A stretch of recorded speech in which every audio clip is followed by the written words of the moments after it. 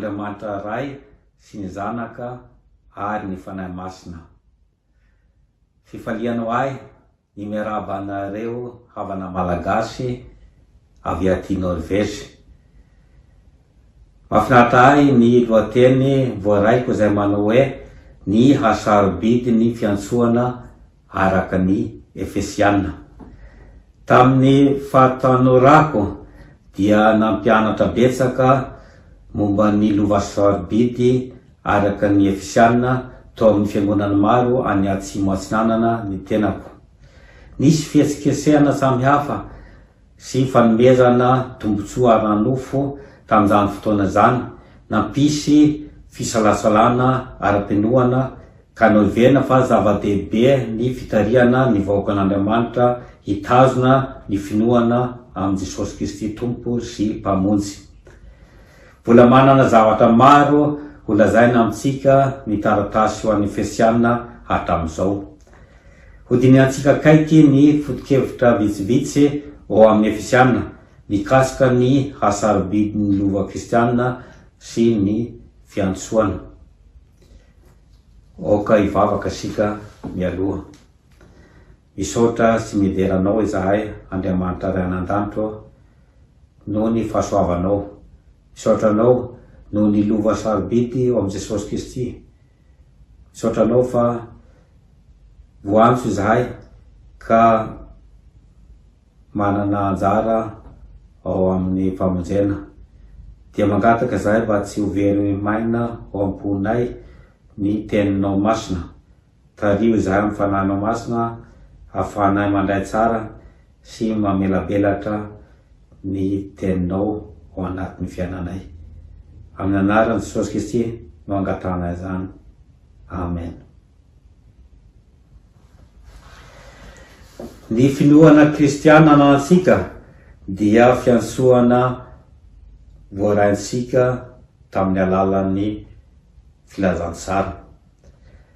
Raha tena matsapa ny hasarobidy ny fiantsoana isika, dia tonga ho azy ny fisaorana sy fidirana ary fankalazana an'Andriamanitra. Mampiseho izany ny apôstôly Paoly ao amin'ny epistily ho an'ny Efesianina. Feno fisaorana an'Andriamanitra i Paoly satria sarobidy loatra ny harena ao amin'ny Kristy. Ny teksta misy endrika fankalazana ao amin'ny Efesianina 1:7 hatramin'ny 1:40. Dia hita ao amin'io teksta fiderana io fa tsy misy tepoka mihitsy ao elanelana na de ray aza. Zany hoe feno loatra ny fon'ny Paoly ka tsy mijanona ao an-dalana izy, tsy misy fakandrivotra fa mandeha ny fiderana ka tsy misy tepoka. Marina fa fifaliana ao an-dalam-pahoriana no asehon'ny Paoly ao amin'ny Efesianina.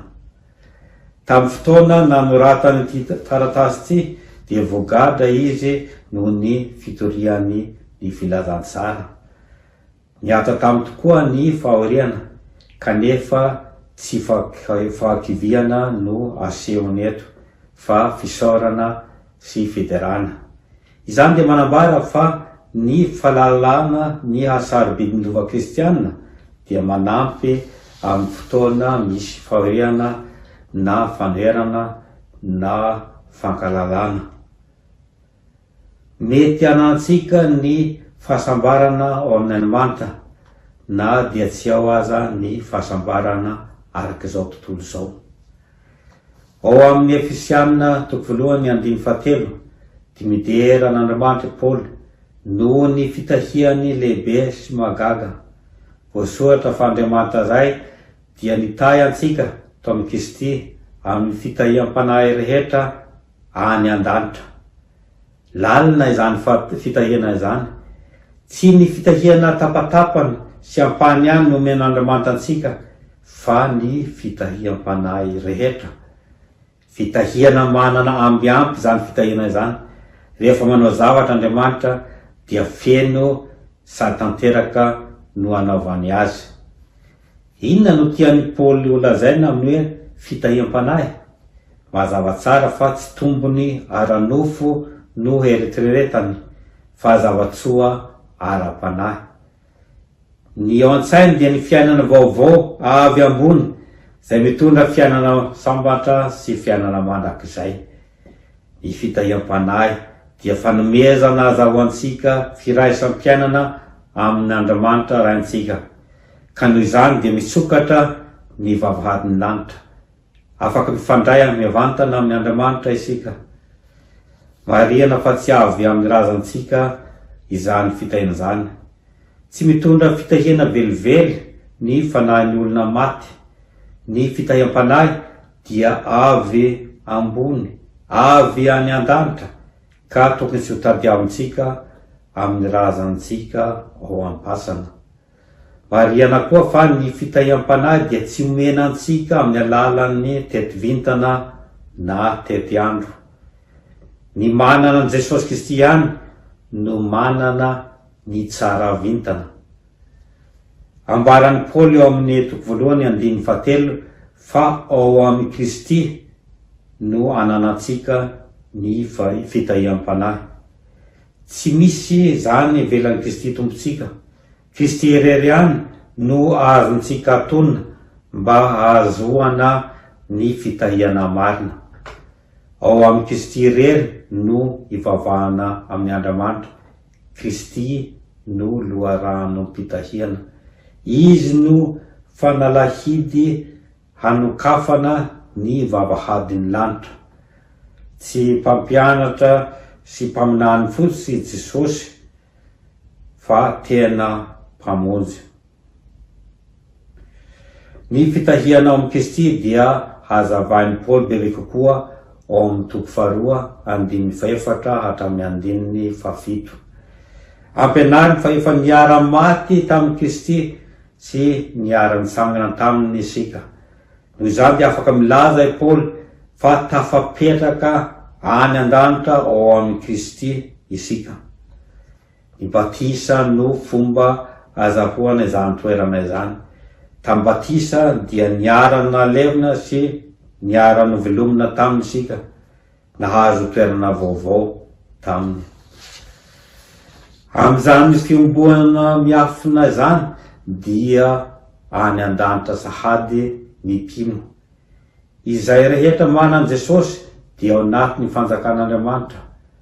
Amin'ny lafiny anankiray dia mpivahiny aty an-tany ny mpino. Tsy tany iterahantsika no fonenana mandrakizay. Ny fiainantsika mpino dia ao amin'ny fanjakan'Andriamanitra ka miandry ny Jerosalema vaovao.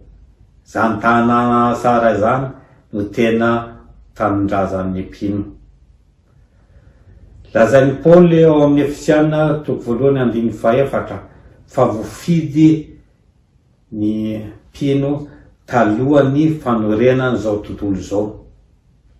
Tamin'ny fotoana mbola tsy nisy na inona na inona afa-tsy Andriamanitra dia toa antsan'Andriamanitra sahady ianao. Tsy takaky ny saintsika izany fifidian'Andriamanitra izany. Nanao programa lehibe sy magaga Andriamanitra mba ho masina sady tsy misy tsiny eo an-trehany isika. Ny tantara momba ny fiainantsika dia natomboka talohan'ny naharian'Andriamanitra voalohany. Tsy natomboka tamin'ny razambentsika ny tantaran'ny fiainana fa tao amin'ny Andriamanitra. Andriamanitra no fototry ny fiainantsika manontolo. Noho izany dia tokony tsy banjina foana amin'ny fomba ny razantsika isika, satria misy ihany ny fomba ny razana sasany izay tsy mifanaraka amin'ny programan'Andriamanitra. Voafidy mba ho masina sady tsy misy tsiny eo amin'ny mason'Andriamanitra isika, ka tsy ilaina intsony ny fialantsiny eo anatrehan'ny razana. Tsara fantatra koa ny teny ao amin'ny Efesiana 1:1 izay manao hoe: ao aminy koa no nanaovana antsika olovana rehefa notendrena rahateo isika.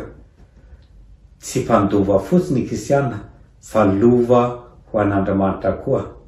Sabidy ho an'Andriamanitra ny olony tsirairay. Raha misy olona izay mandany Jesosy dia tena voamafy Andriamanitra. Harena ho an'Andriamanitra ray ny zanony rehetra, tsy tsinotsinona ho an'Andriamanitra isika. Ny fiantsoan'Andriamanitra antsika dia mety miteraka ny fanontaniana hoe: nahoana no tsy manana Jesosy Kristy ny olona rehetra? Misy ny olona sasany voatenin'Andriamanitra ho very ve? Mazava amin'ny soratra masina fa tsy sitrak'Andriamanitra ny ahatonga ny olona ho very. Ny Efesiana manao hoe: fa fahasoavana no namonjena anareo amin'ny finoana, ary tsy avy aminareo izany, fa fanomezana avy amin'Andriamanitra. Tsy avy amin'ny asa, fa ndrao hisy hirehareha. Azo lazaina fa voantso ny olona rehetra, tsy misy olona voafidy ho very. Andriamanitra dia tsy manavaka olona.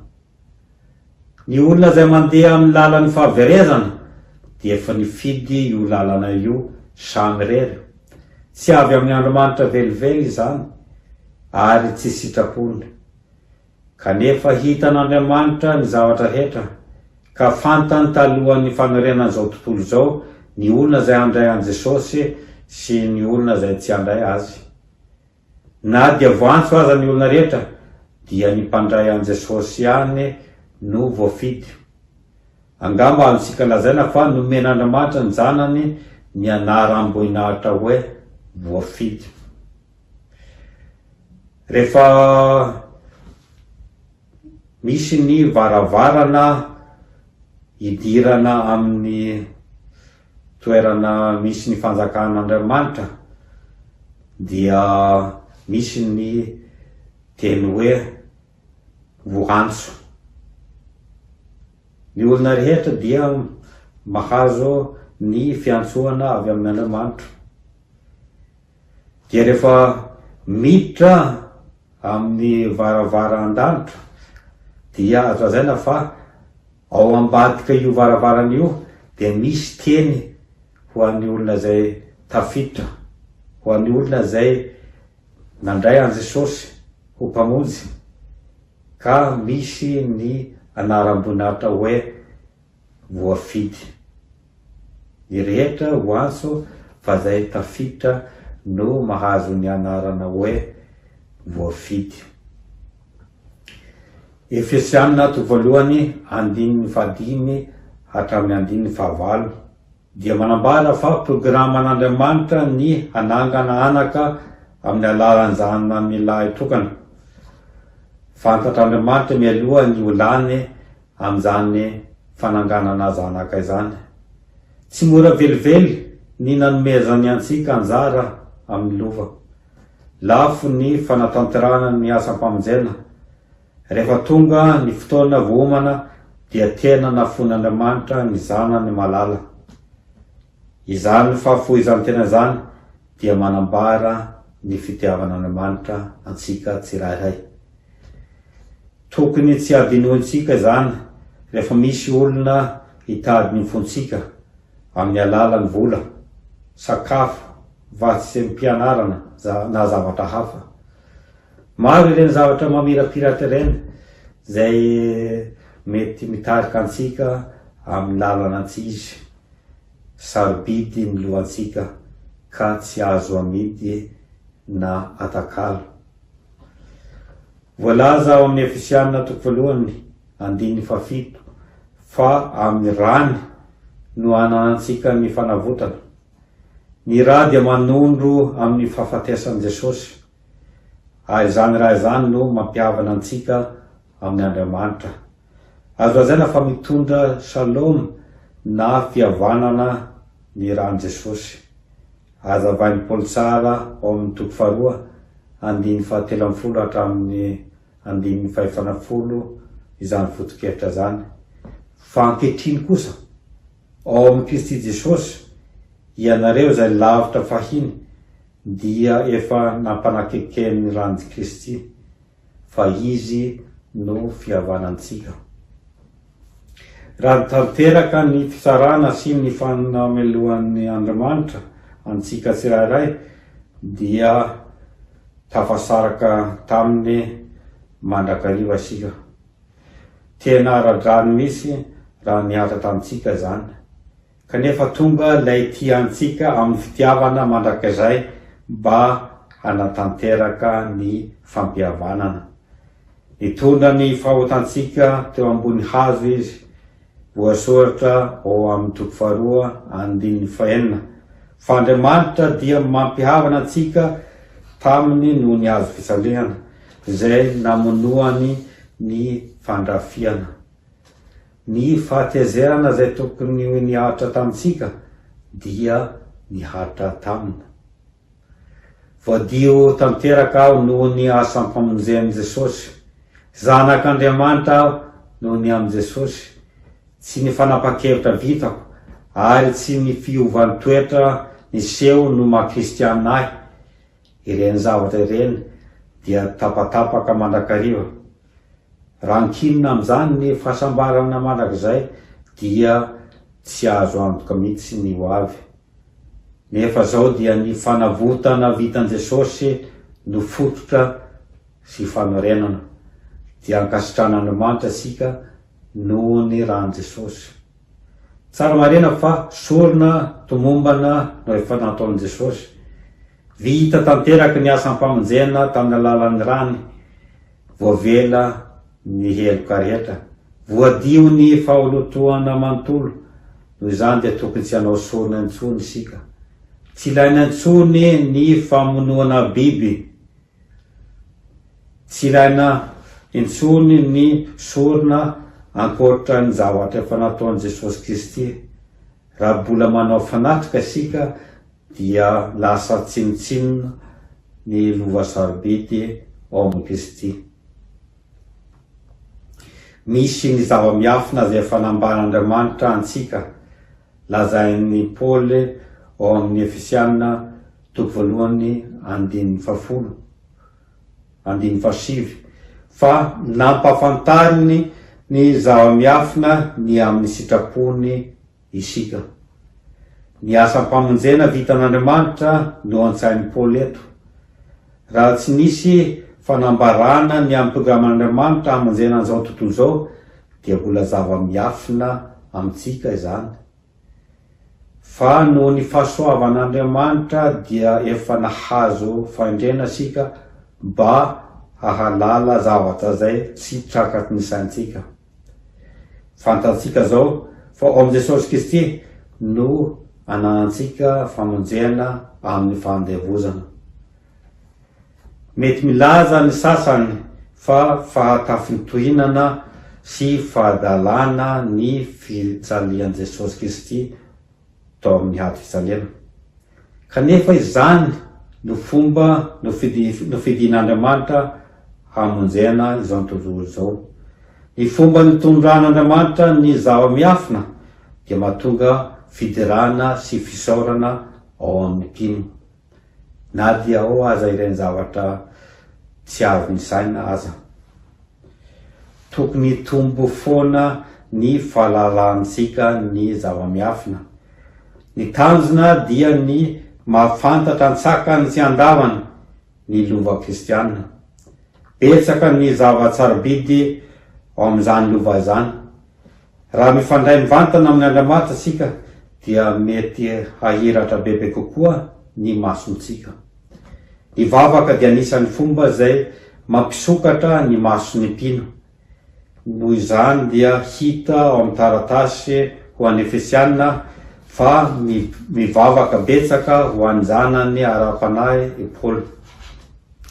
Ao amin'ny toko 1:7 dia angatahany Andriamanitra mba hampahiratina ny mason'ny sainareo, mba ho fantatrareo zay fanantenana avy amin'ny fiantsoany tsy izay hareny voninahitry ny lovany eo amin'ny olona masina.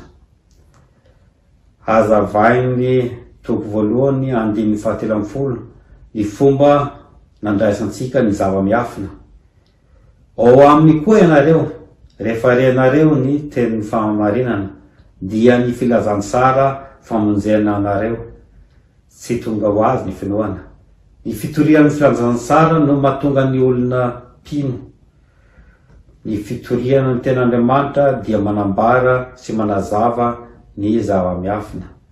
Izany dia mangataka vavaky Paoly ao amin'ny toko 4:7 mba hahafahany hiloha bava amin'ny fahasahiana hampafantatra ny zava-miafina momba ny filazantsara.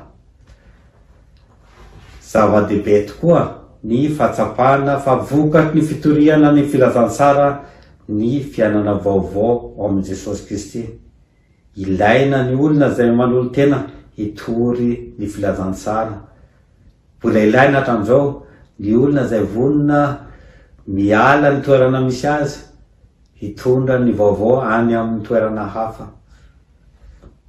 Fa ny olona rehetra dia afaka mitondra ny vaovao mafaly ao amin'ny toerana misy azy, na aiza no misy ny tena.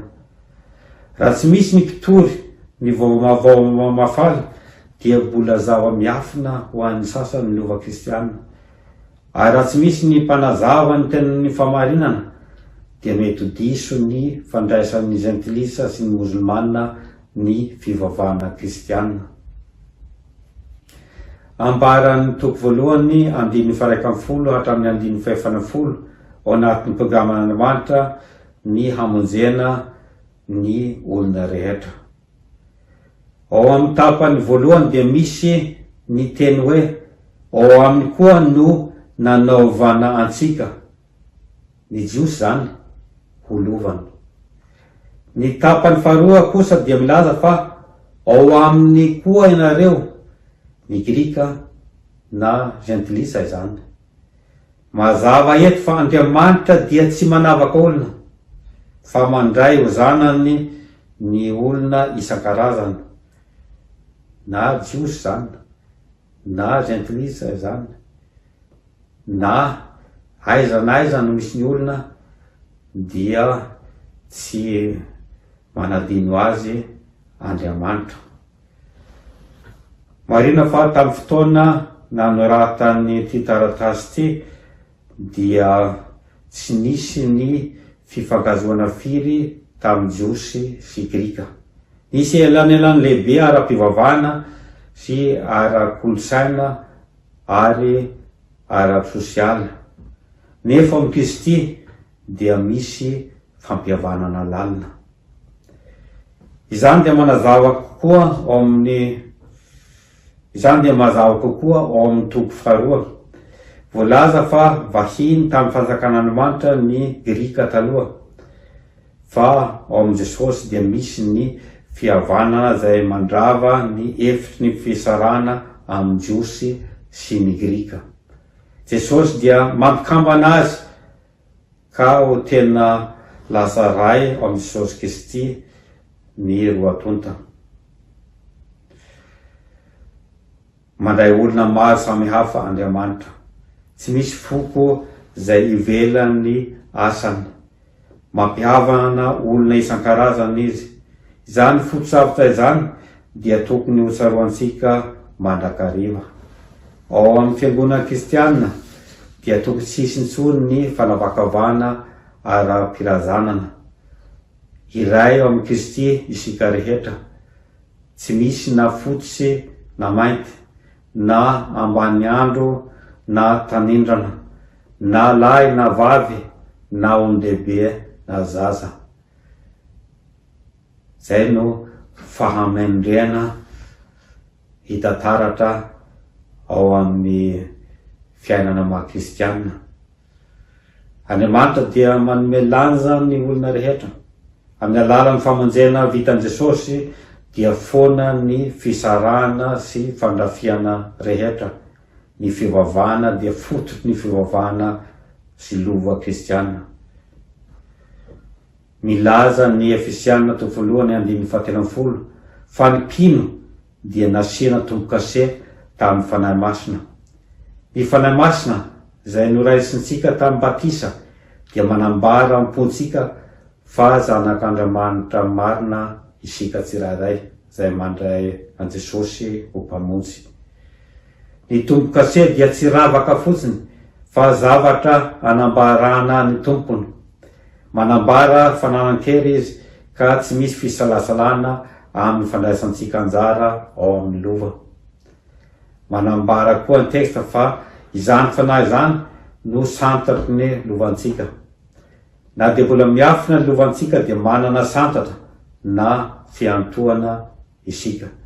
Ny fanahy masina no fiantohana. Ny fanahy masina dia tena miantoka ny arena izay ananantsika. Ary ambaran'ny fanahy masina ampontsika fa tsy mahantra sy ory. Raha ao amin'ny Kristy isika dia misy fampanantenana omen'ny fanahy masina. Ny fanahy masina dia manome antsika fatokisana momba ny famonjena izay anantsika ao amin'ny Jesosy Kristy. Ny kristianina dia afaka matoky fa manana ny fiainana mandrakizay. Fa ao anatin'izany fahasambarana izany dia misy ny fananarana izay tokony ho raisitsika koa. Mila fikolokoloana ara-panahy isika mba tsy hampalahelo ny fanahy. Hoy Paoly amin'ny Efesianina 4:1-7 ary aza mampalahelo ny fanahy masin'Andriamanitra izay na misihana tombo-kase anareo ho amin'ny andro fanavotana. Tokony tsy adinointsika ny harena ao amin'ny Jesosy Kristy. Ary tokony tsy ataontsika amban-javatra ny fiarovana ny fiantsoana ao amin'ny Jesosy. Tena sarobidy ny lova ananantsika. Tsy manaparoa izany lova izany ka mila hiarovana mandrakariva. Raiso ny fitahiana. Ho aminareo rehetra ny fahasoavan'i Jesosy Kristy Tompo sy ny fitiavan'Andriamanitra ray ary ny firaisana amin'ny fanahy masina. Amen.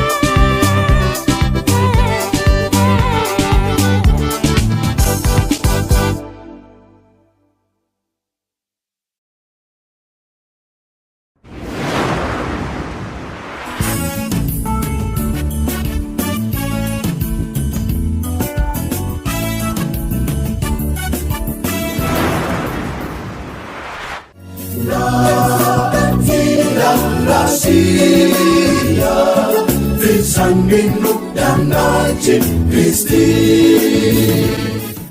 ary aoka isika ifampandinika hampandroso ny fitiava sy ny asa tsara.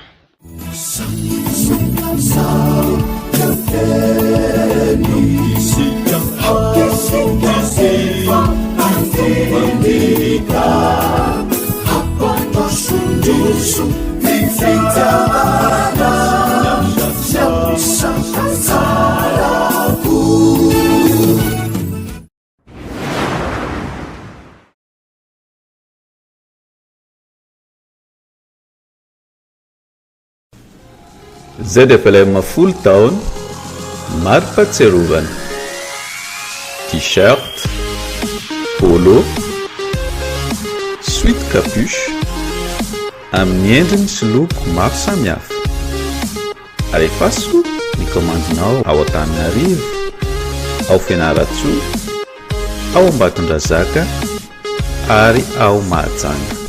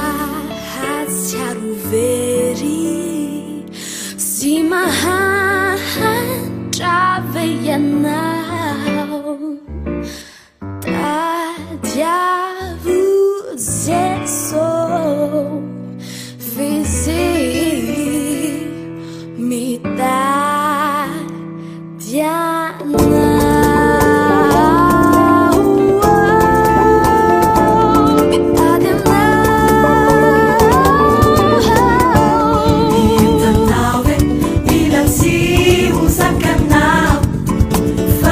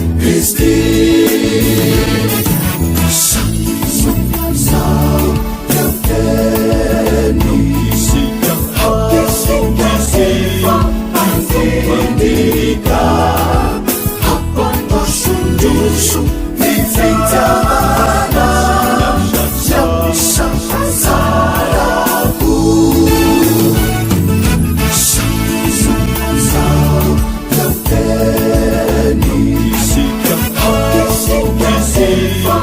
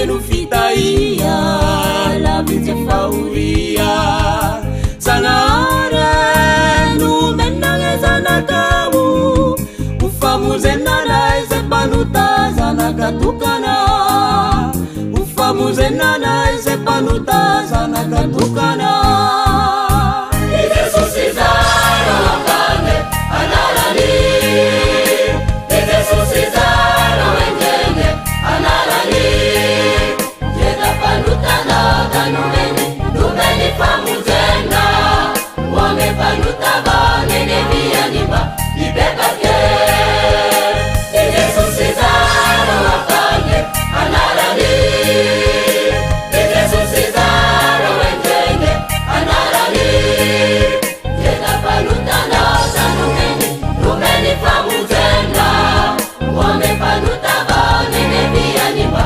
ibekake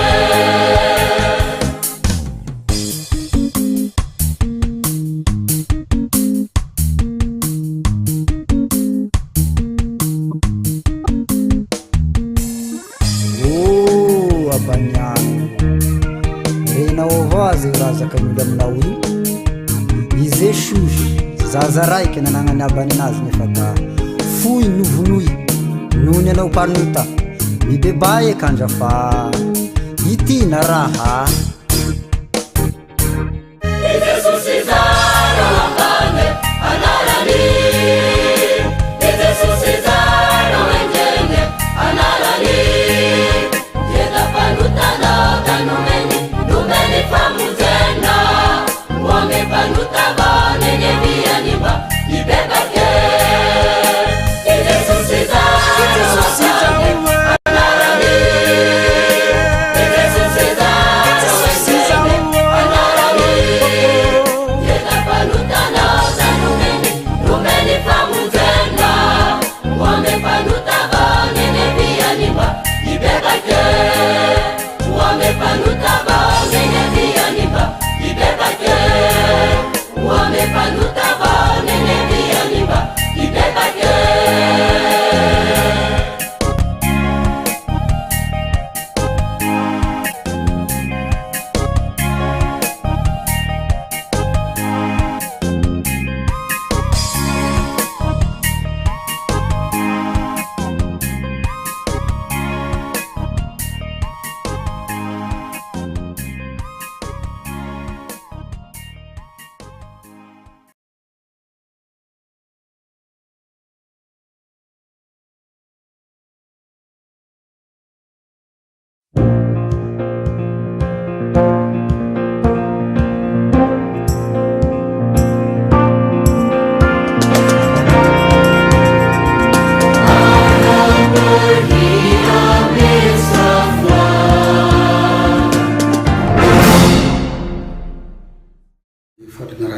Jery zao fandarana antsika io mirary soa mba iroborobo hitondra fampandrosoana ho an'ny fiangonana tokoa ny fandarana.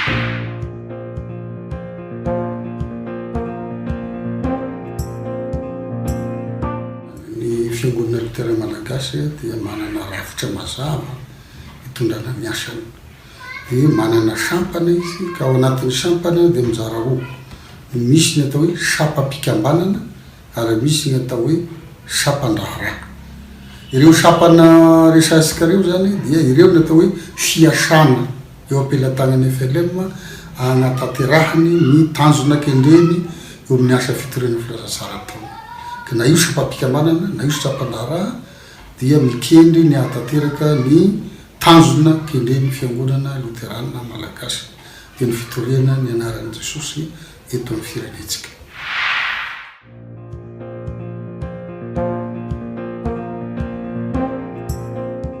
Sapan-draharaha eo anivon'ny fiangonana Lutera Malagasy dia misy hatramin'ny 140 fa ny sapam-pikambanana kosa dia 8. Ao anatin'izay ny tanora, fikambanan-dehilahy, fikambanan-behivavy, misy 8 izy. Ny farany teo moa dia ny dekona atao hoe FD FLM. Io zany ny fahavalo amizao. Tsy fantatro zay mbola hitomboany fa hatreo aloha ao anatin'izay ny vokokomanga, ny FSFLM, zay zany sy milahatra zany lazako anazy zany fa manonona fotsiny aho zany ireo misy valo izy ireo. Dia ny sampandraharaha ny fiangonana Lutera Malagasy kosa dia mahatratra eo amin'ny 250 ny tena rafitra mipetraka ara-dalàna mikasika ny atao hoe sampandraharaha ny fiangonana.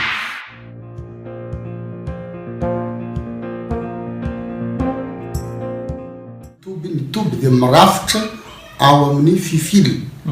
Zany hoe ny sampana ngezabe zany dia ny fifily dia ny toby mirafitra ao amin'ny ambany fanaraha-mason'ny fifily. Mitovy amin'ny hoe KTLM dia ao anatin'ny KTLM mbola misy chorale.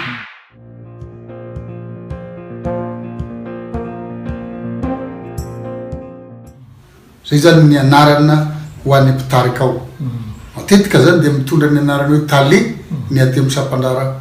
Fa agny amin'ny sapam-pikambanana dia tomia hatrany an-trano ny anarana. Fa misy ihany koa tomia ohatra tomia ny tafika masina maharitra.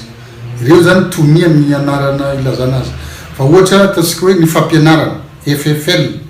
Ny FFL dia fampianarana fanabeazana Luterana. Dia ny fampianarana fanabeazana Luterana dia tale national ny asoana ny tale ao. Fa sy hoe tomia national ny fampianarana fa tale national ny fampianarana. Dia tahaka an'izay koa ny tsalfa sy tomia ny sampana fahasalamana fa tale national ny sampana fahasalamana.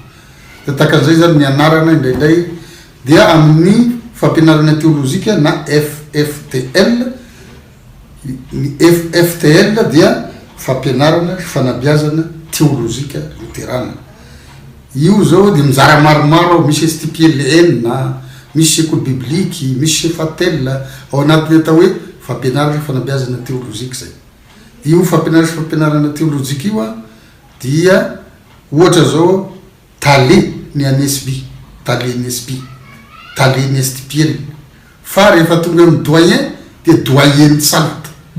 Foibe fanabeazana ny marenina, foibe fanabeazana ny jamba, ireny dia tale miantsoana azy. Zay zany ny fomba appellation, fomba iantsoana ny tompon'andraikitra ao anatin'ilay sampandraharaha.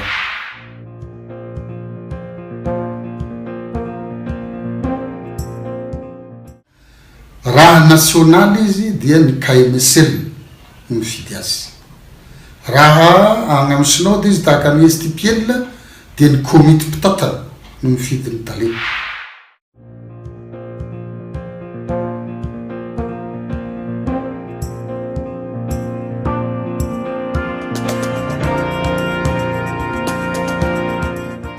Raha mieritreritra ny olona hoe ny missionnery na nireo havasika ny Dilambato ny tompon'ireo sampanasa reo dia misy fiheverana marina eo. Ny fiheverana marina amin'io dia zao ireo ny nanomboka nanorina azy. Tahaka ny fiheverana teo amin'ny fiangonana ihany tamin'ny voalohany no heverina hoe ny fiangonana dia any Norveziana ny antsika FLM moa zany. Fa tahaka an'izay koa ny heverana ny sampana satria ireo ihany koa ny nanomboka nanorina na ny fampianarana teolozika resasika na ny fampianarana fanabeazana fanabeazana Luterana na ny reny sampana resasika tahaka ny hoe Fofama, Fofatsa dia ireo ny nanorina azy. Tsy diso zany fa saingy ny tantara dia mitondra asika makany amin'ny fiainana vaovao satria mivoatra ny tantaran'ny fiangonana. Ary raha hafoezisika dia zao hoe sy misaraka zany ny raha-piangonana sy ny raha-politika teto amin'izao tontolo zao. Rehefa niditra ny mouvement teto amintsika ny amin'ny nationalisation tamin'ny andron'ny deuxième république dia nanomboka teo koa dia natolotry ny missionnaire asika ny fitantanana ny raharaha rehetra teto amintsika. Anisan'izany ny sampandraharaha samihafa zay mbola misy mandrakizao edrasik'izao. Dia akoatr'izay ny misiona mpiara-miasa amintsika koa dia namela hatrany an-trano, nampihena hatrany an-trano moa zany ny famatsiam-bolany tamin'ireo sampanasa samihafa teto amintsika.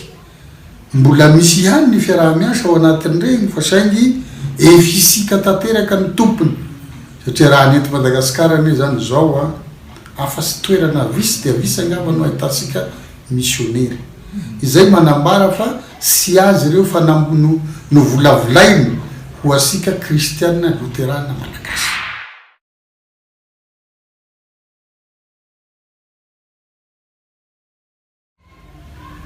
Sy avylazany hoe mahavely tena izy ireo satria nahoana isika sy mbola afaka mamelona zara. Tsika Efelema zany lazaiko am'izay, tsika kristianina luterana de mbola sy afaka mamelona zara. No zany de mbola matetiky sika mianso vozy fanampiana avy ivelany mba hampandehanana an'iregny asa iregny, kanefa de tena sika tanteraka izy regny, na ny fampianarana luterana zany, na ny fampianarana teolojika zany, na ireo fampianarana ireo namatsika zay sebana amin'ny alalasika azy, ireo sapanasa amitsika reo koa de misy tena sahirana, misy kosa mba eo ny fiainany.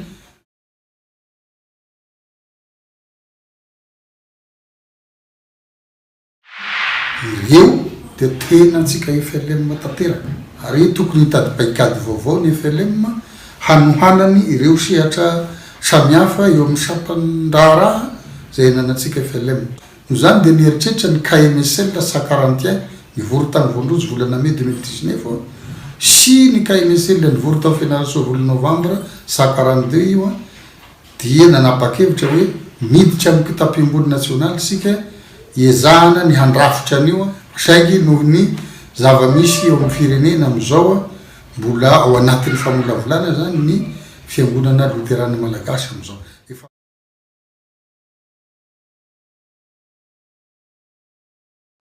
Ny andraikitsy ny kristianina moa manoloana ny sapan-draharaha zay any fiangonana dia tokony samy hieritreritra an'io ny kristianina tsirairay amin'ny fanohanana azy, ary samby tokony handray andraikitra hahatsapa fa asika io.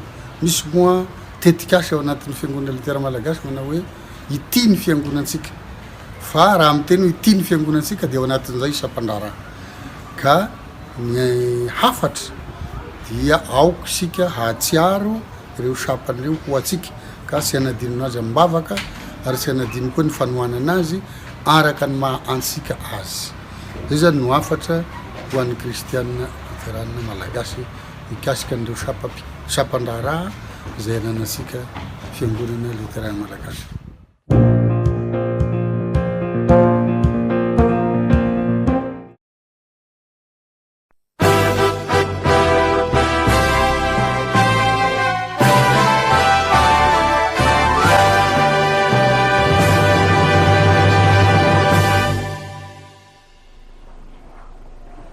Faly miarahaba antsika rehetra zanaky ny fiangonana luterana malagasy zay manaraka ny Facebook zanaky ny fiangonana luterana malagasy natratra zao 10 taona zao, ka ny fanamariatsika ny 10 taona dia fifaliana ho an'ny Prof Ben Efelema ny miaraka amintsika, ary manolotra koa reo pastora maro teolojianina andray anjara ao anatiny zany fankalazana ny 10 taona zany.